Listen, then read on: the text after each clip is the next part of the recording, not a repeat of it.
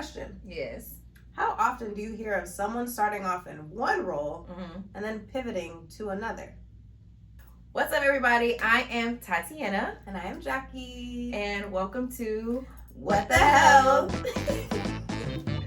So today, we're going to talk a little bit about careers. Yes. And how you could pivot. Our journeys for our career pivots-esque. Yes. Yeah. Yeah. Because I'd say it's a little bit of a pivot. Actually, full pivots. Definitely. Yeah. You can pivot within your field, within your career field as well. Correct. Into other roles. And I feel like so many people do it, but no one actually discusses it. No, they just kind of are like there. And it's like, well, how did you get from there to there? Right. Right. We kind of need some like filler episodes. Absolutely. Yeah. So like for myself, started off as at the beginning of my healthcare journey. Mm-hmm. Yeah. I started off as a certified medical coder. Mm-hmm. Then I became a certified surgical technologist. And now I'm a clinical consultant, which is now on the med sales side. Oh. So shifted and pivoted through drastically different areas of healthcare. Right. They all kind of built off of each other. Right. So, which is really good. Yeah. That's usually how it's like you gotta gain some kind of experience here in order to. Right. The good thing is you're not stuck just in one specific job role. Right. You can branch out because there's so much variety out there. Even outside of healthcare. Yes. Like no matter what you do, there's always something that you can shift and pivot into. I agree. Mm-hmm. And like my pivots-esque-ish, Mm-hmm. I've been building a lot on the laboratory-esque. I started as a phlebotomist. Yep. Finished medical lab program school-esque, and then became an MLS, a medical lab scientist. And then I went and got my master's degree, and I went into public health. Wow. But all of those things kind of build up on each other because I'm still in the laboratory field. Mm-hmm. But now I have the perspective of I'm not just looking at like individual results. Like I'm thinking about like the population now. Yeah, so it's like no longer like an individual person. It's like, okay, these changes or like these issues, how do they affect like multiple people? Right. So that's where like my mind shift kind of shifted. And that's actually great because it takes your knowledge from the base level. You can build on that and really understand every aspect of what your role is in public health. Correct. Because it's not just go straight into public health and then everything else you kind of just have to figure out. You actually had firsthand experience in it. So I think that's a great thing that people should take advantage of when trying to pivot. Mm-hmm. Use all of that to your advantage. Say, hey, I've been able to do X, Y, and Z, which is what makes me such a better candidate. Mm-hmm. To be into this field, because everything that you've ever embarked on will leave you with some type of lesson or some type of like skill, whether it's a soft skill or whether it's a hard skill. All of those things that you've learned can be applied to a whole separate field. Absolutely. Whether it be something within the field that you already know, or it be something completely different. Right. So, I think it's very necessary to pivot if you can. Absolutely. And build on what you got. Because you can also get bored doing the same thing all the time. Yeah. I mean, some people don't. Yeah, that's true. Like if we... our parents' generation? I was gonna say like previous generations, but it's like I don't want to put them there because it's like sometimes they had to do what they had to do, and it allotted us the freedoms to be able to pivot into like multiple different fields. So it's like shout out to the parents, Absolutely, never any disrespect, right? Ever. Thank you for doing what you had to do, so now I can do what I want to do. Absolutely, yes. So big, but there are people that do just that thing and they're fine with the monotony behind it. And that's also very okay. I think that also needs to be pushed as well. If you enjoy doing something and you like where you are, it's not mandatory to do more. No. Like I wouldn't. Yeah, no. Like if you like where you are, enjoy that. Yeah. Like life doesn't need to be complicated. It doesn't. You know what I mean? People a lot of people search for that feeling of like, I like what I'm doing. Yes. And I'm okay doing that. Yeah. Like there's a lot of people who pivot and they keep pivoting because they're trying to find that thing that they like to do or are content enough to do every single day. Yeah. And so that's another another thing for people who do pivot, maybe you're searching for something that you can't actually attain because you're constantly like looking left and right to try to find it. So it's on both sides. There's positives and negatives to everything. Yes. Yeah. So for my first pivot from medical coder to surgical tech, I think the biggest thing for me was that I was building on knowledge. So school felt a little easier because I wasn't starting from ground zero. Oh, that's nice. So that was very helpful. Things as little as medical terminology, because med term is literally a whole nother language.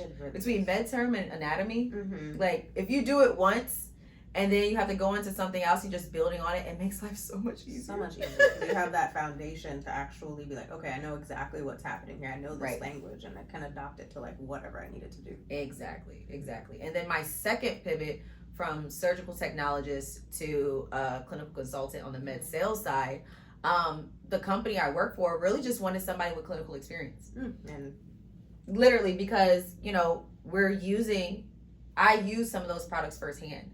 So I know exactly what it is to use those products. I know when to use them. I know how to speak the lingo. And that's super helpful. And that's just building, again, on the knowledge I already know. Correct. So, no, I completely agree, because it's necessary. Yeah. It's like they wouldn't have chose you unless you had that experience. Right. Because they can very well just hire somebody with just sales experience, and then you have to learn everything healthcare related. Yeah. What's easier, learning sales or learning healthcare in a short amount of time? Yeah. So I mean, place your bets. Literally. I don't gamble. Reason as to like why I specifically pivoted, because I feel like that's important to, because you can pivot as much as you want, but it's like, why are you pivoting? Yeah. I knew myself that I wanted more. Going through like phlebotomy, like I was an apprentice, so technically I didn't go through phlebotomy school. Oh. Yeah, okay. I got a position as an apprentice for phlebotomy, and they taught me everything that I needed to know. Oh, cool. Right. And then once I learned all of that and went into MLS school, like the program, I built off of like what I learned, because I was like, I want to be in the lab. Like I want to run the tests. So like, how do I do that? Yeah. And so went through the program. I said, okay, this is really cool, running the tests. Like, how do I get more experience? Because like, one lab is nice, but like they're doing stuff over there. Like I want to see like what's going on over there. I wanted to know more. Like I'm a knowledge seeker. So any program or any type of information that I can get that'll make me understand what I'm doing a little bit more, I went for it. So I kept going, worked like all different lab types, inpatient, outpatient, all of that. But something was like, I'm a very like extroverted person. Like I love talking to people. Like, which is funny because the lab, you guys don't get visitors or anything. We're in a cave in a hospital somewhere in someone's basement, which please take us out the basement. Put us on like the second floor or like something, because that's a whole other discussion. But a majority of the people who work in like laboratories are not very people like talking people. Not all the time. Like they're kind of like introverted. We're just a little weird, and that's cool. Yeah, that's okay. That's okay, because we like weird. Yeah, you pick whatever career works for you. Right. So if you're in the lab, you're less likely to talk to people. That makes sense. But for me, I was like, I like to talk with people. So I need something that like I can go into the community and like outreach, but like teach them what I think that they would be beneficial for them. Right. And because I have a knowledge of lab results and understanding how to interpret lab results, or kind of like what tests you should probably lean towards to, like if you're feeling a certain way, maybe you should like look into getting these labs drawn, or like maybe your thyroid's an issue, look at getting these done. Now I'm not like a diagnostician or like a physician, but I do have a basis in like lab information. So that's why I decided to go into public health. I was like, how can I help as many people as possible? It makes so much sense, because there's a lot that we don't understand as patients going to the doctor. We don't know what labs to ask for. We just know sometimes, especially our annual person visit, it's just like, okay, you're doing blood work, cool. Thanks. You don't know if you're getting the entire panel or all the blood work you need. You don't know if you should be checking other things. So to have somebody working in public health or a public health professional that actually has the baseline experience on things like that is very important, especially within our community. And that's why I pivoted. Yeah. I mean, I'm still in the lab, but now I work on interfaces. That's a whole nother conversation. But it's so interesting. Yes, I love talking about it. You know what else that people really sleep on? I try to tell newbies, don't. LinkedIn. Listen, your LinkedIn is the link.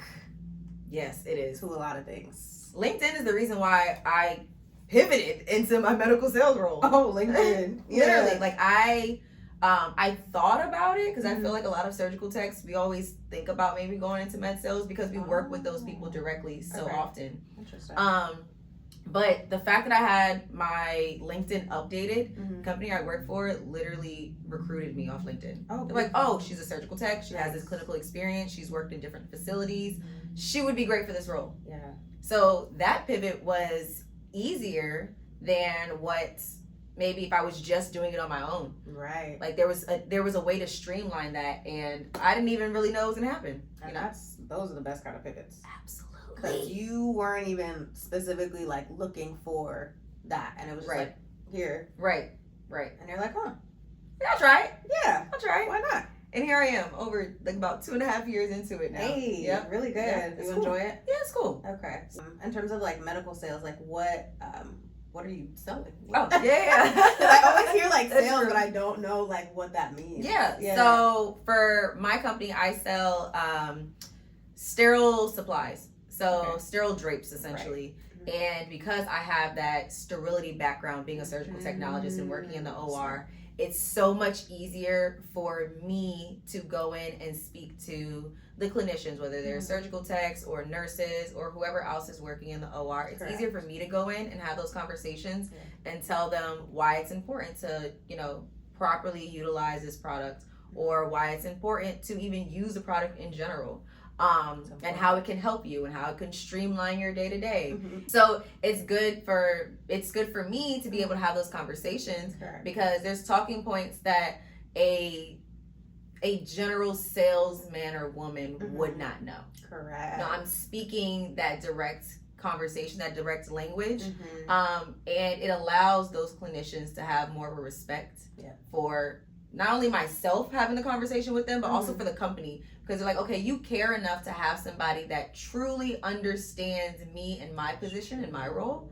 So it makes a lot of sense to have these roles where you have somebody pivoting out of one particular role into this other one to better kind of build that bridge. Correct. Yeah. That makes more sense. That beautiful explanation. Thank you. I try. No, like it makes sense because it's like you value what it is that you're doing, and the company values you, and then the person who it is that you're in contact with to sell whatever products it is that you're selling, they understand, they care, they understand, so they're not gonna like try and sell me off some like random thing that wouldn't be beneficial to me. So that makes sense. Because sales is so pushy, and I think the fact that I have that clinical experience and I can read the room better. Yeah. So I'm not gonna try to force something on you, and I know you're a smaller facility and you're not gonna use all of that. Why would I do that? Exactly. Now all I'm doing is forcing you to build up a wall, and essentially I end up losing you as a customer altogether. True. And that's that'll be a bigger thing to the company. Oh yeah, like you could have had maybe maybe a couple $100, a couple $1,000 versus now nothing. Yeah, zero. Yeah. So for like pivots in your career, if you feel inclined or like you're feeling that like push to pivot out of what it is that you're doing, like you know that like you can build on what you have but in a different area, then like don't be afraid. Yeah, just do it. Just do it. Yeah. I feel like you kind of do a disservice for yourself by not taking opportunities. So very true. Sometimes you gotta do it scared. You do it scared. Do it scared. Do it. Yeah. And if it doesn't work out, pivot again. Literally. Just keep again. Pivoting. Or also again, if you enjoy what it is that you do, don't stress about pivoting. Don't at all. Like keep doing what you're doing. At the end of the day, just enjoy what you do. Literally. Like that's all we can tell you. The opportunity and options are there. Yeah. And take it. If not, then don't. Okay. But we just told him to do it. You can do whatever you want in your life. Literally, do whatever you want. Like, just do whatever you want. Yes. So, but know that the options are there. That's correct. The biggest thing. There are options. Yes. And we are living evidence. Yes. We'll see y'all in the next episode. Yeah. Make sure y'all like, comment, subscribe. Yes. If you have any comments on this particular video, drop them below. Let's have a discussion. Any ideas for another video that you guys would like us to discuss? Yes. Also, please drop that below. We want to hear your suggestions. Hit the notification bell so you are notified next time we post a video. And, don't forget to mind your health. Bye. Toodles.